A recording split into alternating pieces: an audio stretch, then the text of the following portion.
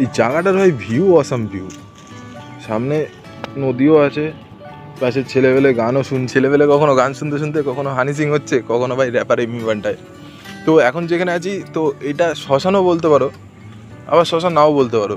এখানে কিছু কিছু জায়গা আছে যেখানে ভাই ফটোশ্যুটও হচ্ছে, আবার আমি যেখানে আছি সেখানে আপাতত আমি আছি আর তোমরা দেখতে পাচ্ছ। তো এই হচ্ছে সেই নদীর পার, দেখতে পাচ্ছ এক ব্যক্তি নৌকা নিয়ে আসছে এদিকে।